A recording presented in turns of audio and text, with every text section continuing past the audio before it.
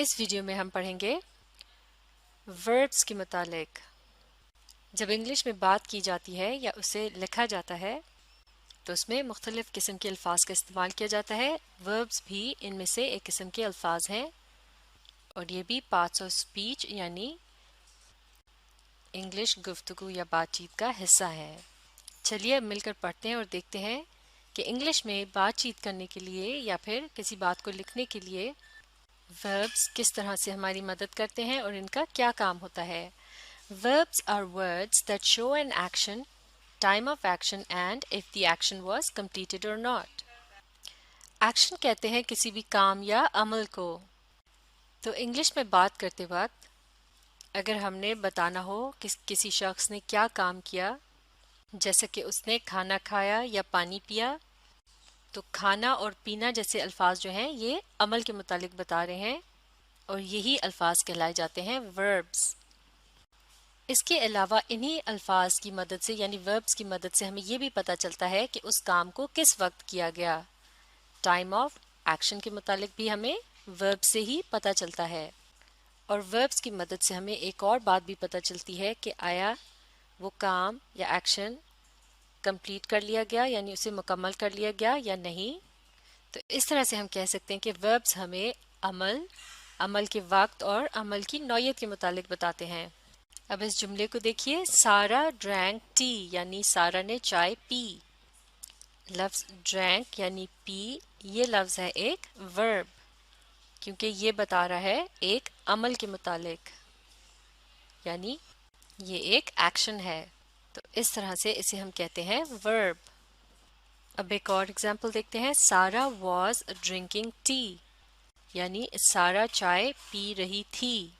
مثال کے طور پر اگر اس طرح سے کہا جائے کہ جب میں نے سارا کو دیکھا تو سارا چائے پی رہی تھی، تو اس جملے میں مین ورب یعنی خاص عمل جس کی طرف اشارہ کیا گیا ہے وہ ہے ڈرنکنگ یعنی پینا، تو یہ ایک قسم کا ایکشن ہے اور پارٹس آف اسپیچ کے مطابق اسے ہم کہیں گے ایک ورب۔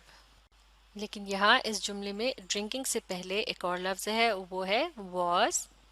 یہ بھی ایک قسم کا ورب ہے بلکہ اسے ہیلپنگ ورب کہا جاتا ہے یعنی یہ مدد دے رہا ہے پوری بات کو سمجھنے کے لیے، یعنی اس کی مدد سے ہمیں پتہ چل رہا ہے کہ یہ عمل کب ہوا، یعنی یہ عمل ماضی میں ہوا۔ جب کسی عمل سے پہلے لفظ واز کا استعمال کیا جاتا ہے تو اس کا مطلب ہے یہاں بات ہو رہی ہے ماضی کی یعنی پاسٹ کی۔ تو جیسا کہ ہم نے ورب کی ڈیفینیشن میں پڑھا تھا کہ یہ نہ صرف ایکشن کے متعلق بتاتا ہے بلکہ ٹائم آف ایکشن کے متعلق بھی بتاتا ہے یعنی کس وقت اس عمل کو کیا گیا۔ تو چونکہ واز کے لفظ کی مدد سے پتہ چل رہا ہے کہ یہ عمل گزشتہ زمانے میں یعنی پاسٹ میں کیا گیا یا پھر ماضی میں، تو اس طرح سے یہ لفظ بھی ایک قسم کا ورب ہے۔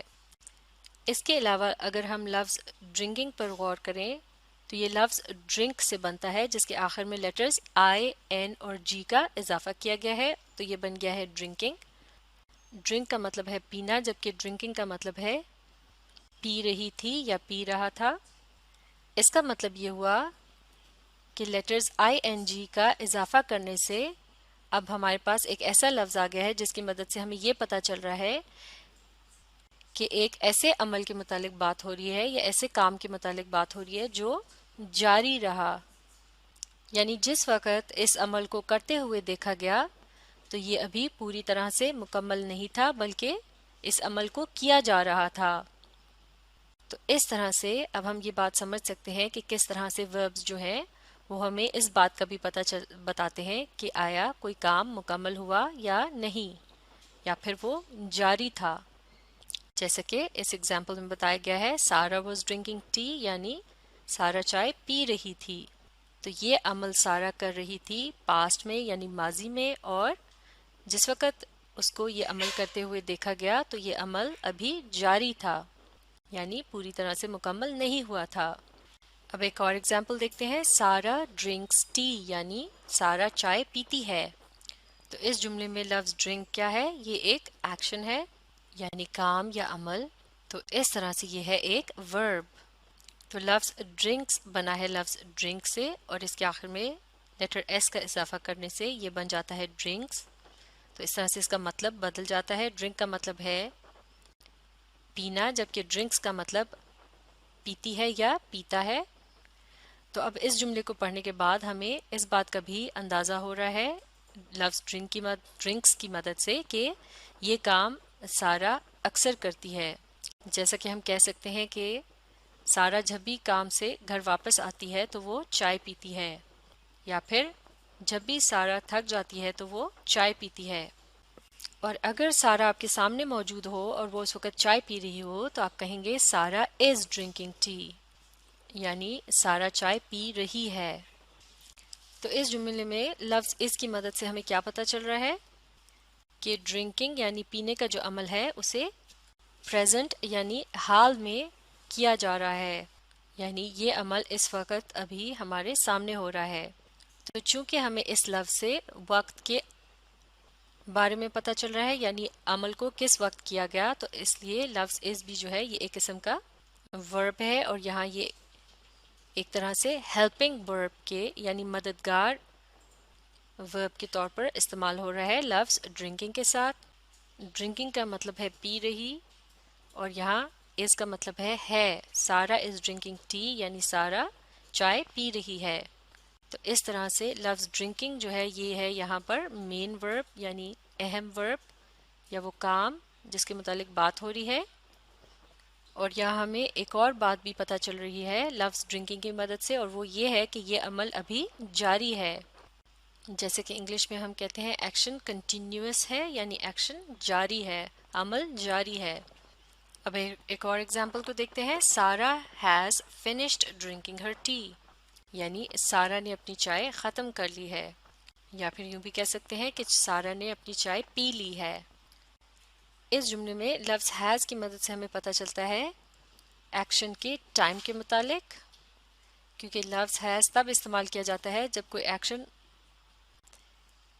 تھوڑی دیر پہلے ہی ختم ہوا ہو. فنشڈ کہتے ہیں ختم کر لینے کے عمل یا ایکشن کو.